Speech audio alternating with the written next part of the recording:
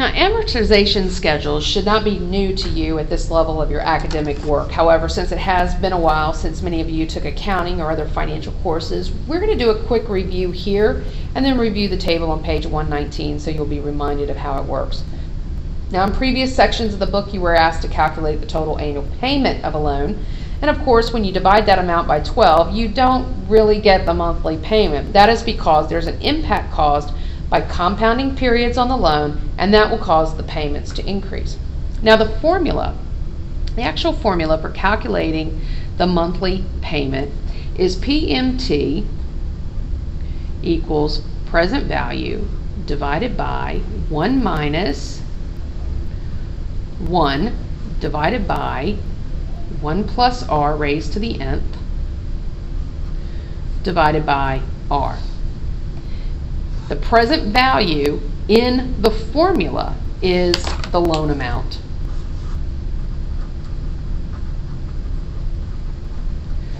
And the rate is the monthly rate calculated as APR, APR divided by 12.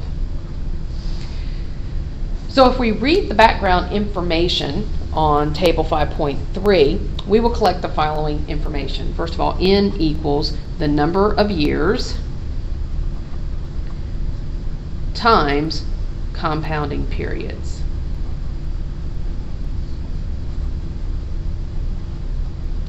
Now, when working with N, you need to make a note to remember that we usually think of N as meaning the number of years, but it actually means the number of periods. Whenever you are working with N, you need to make sure that you multiply the number of years by the compounding periods. Okay, so in our problem, we know the APR is 8% or 0.08. And you will note in my previous examples, I over Y for the interest rates, the I over Y numbers have been expressed as both a percentage rate and a decimal. And this is done as a reminder that the formula may require that you use the decimal rate or the decimal point version of the interest rate, and it can impact your answer dramatically. So this is just a matter of reminding you that when you use a calculator, you use the 8%, and when you use your formulas, you use the decimal places. Now, M, or C over Y, is equal to 12. And here's our rate formula. Rate is equal to APR divided by 12. R equals APR divided by months. And in this particular example, the APR is 006667. So we really have everything we need to calculate the payment. But first, let's look at this formula.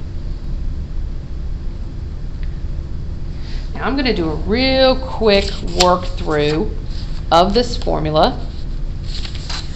We've been doing this so much that you should be able to calculate through these formulas pretty quickly. If you are having problems with it, just let me know. Okay, so we have our payment. Now we talked about the present value is the loan amount, which is $25,000.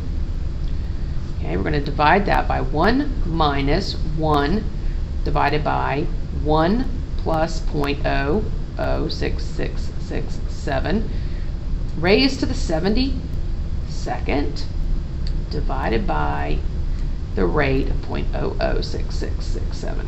Okay, when we calculate that, we still end up with the 25,000 in the numerator,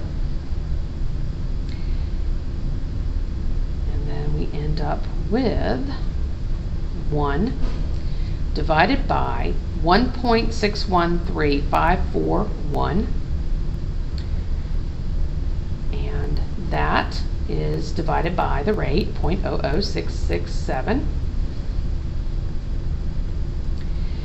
And then the next step, 25,000 divided by 1 minus, and we're going to work that out, and that works out to 0.619755 divided by 0.00667.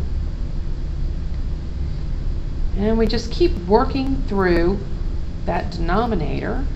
We end up with 0.38025 divided by 0.00. This whole part.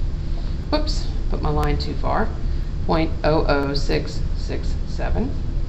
All right, and then we end up with our final calculation of 25,000 divided by 57.033898.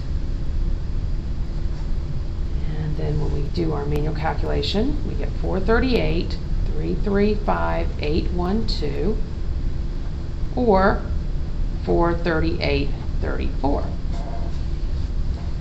Now we did this fairly quickly. You need to work through this example and make sure that you arrive at the proper number to make sure you understand the formula. But our second method for solving for the payment is to use the financial calculator. Now when we are dealing with the formula, we need to adjust in to 72 months for the compounding. Now we're still going to go back up to the information in this original formula. Okay, I just want you to don't completely lose track because we're switching to the calculator. Okay. So on the calculator, we have an additional programming step. We program the key P over Y, or periods per year, to reflect the compounding periods. Now remember, when we use the second key, we are actually using the button values that are reflected in yellow above the keys. So if you look at the I over Y key, the yellow value is P over Y, and that is what we are wanting to program. So hit the second button and P over Y, and the screen will reflect P over Y is equal to 1. Now it says 1 because we are usually calculating based upon one period per year, and in this problem there will be 12 compounding periods per year, right? Monthly payments. So we have programmed, so we need to program our calculator to handle monthly payments. So we will change 1 to 12, so go ahead and enter 12 and then hit the button enter. And now your BA2 plus should say P over Y equals 12. Now we have now programmed the calculator to consider 12 compounding periods. That means the calculator is no longer thinking annually, it is thinking monthly. So now our N must also be monthly. So 6 years is now that 72 that we used in the formula.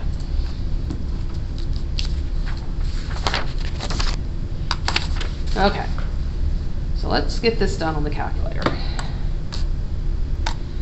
Now we have our N, we know that's equal to 72. We have our I over Y is equal to 8%, or 0.08. Okay. We have our present value, which is the original amount of the loan of $25,000, and the BA2 plus requires that present value payment or future value be entered as a negative number, so we'll enter that as a negative number.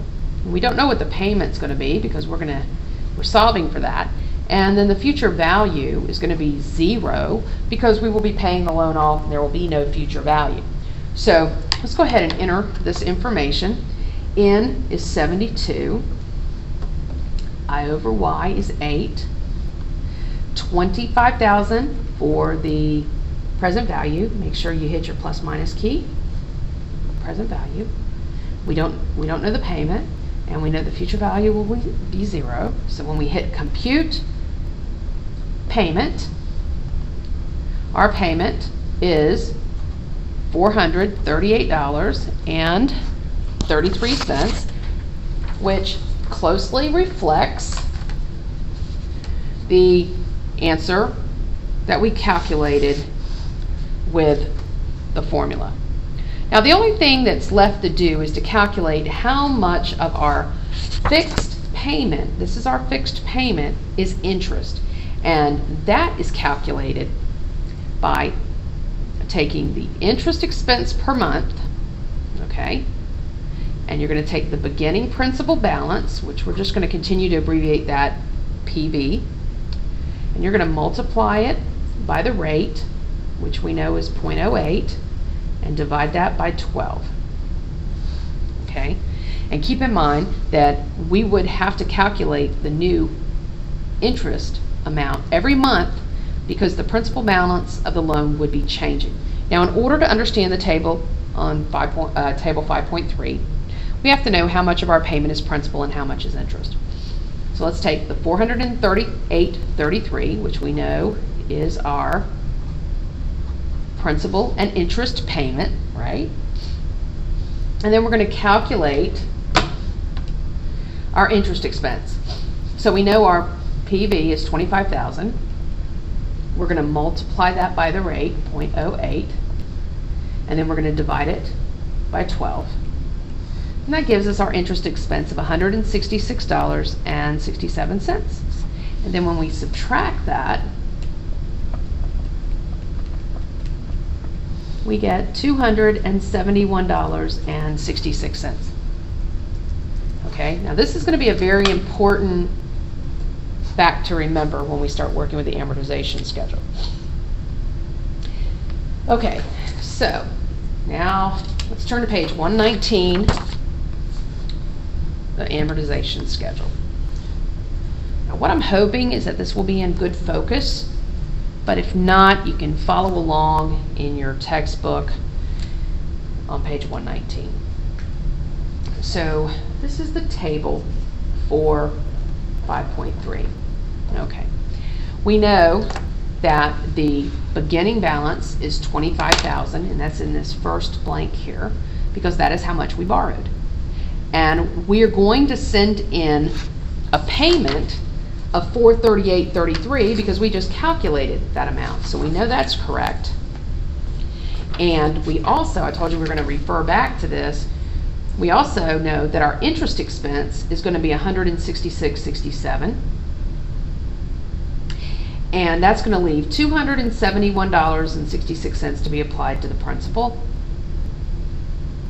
And when we calculate the new balance, the remaining loan principal to be paid will be $24,728. Now, how did we get that figure? That amount comes from our new beginning balance. Now, that amount becomes our new beginning balance in month 2. Now we have to repeat the calculation of interest process for the expense of that month. So under those circumstances, now we're working with month 2, we would take the new present value, which would be the $24,728.34. We would multiply it by the interest rate of 0.08, divide it by the number of months. Now see, our principal and interest payment hasn't changed. It's still $438.33. But our interest payment fell to $164.85.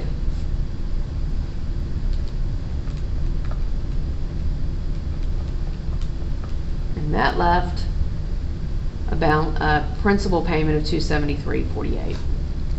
Okay, so when we go back and look at our chart, I'll just move it over here a little bit so it's a little worked in a little closer to what we're looking at. Okay, so now we take the $24,728.34, which was the ending principal balance. We're going to make our payment. We're going to apply the interest expense of $164.85 and the principal reduction of $273.47. We calculated that. And then we'll do the same thing. We'll take that $273.47 and subtract it from the beginning principal balance. And when we do that,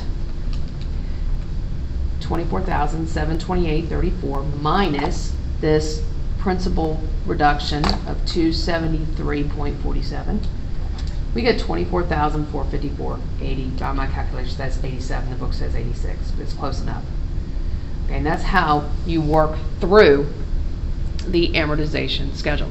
Now, those of you who are proficient in Excel can see very quickly that you could set this up in Excel to calculate as many monthly payments as you wanted.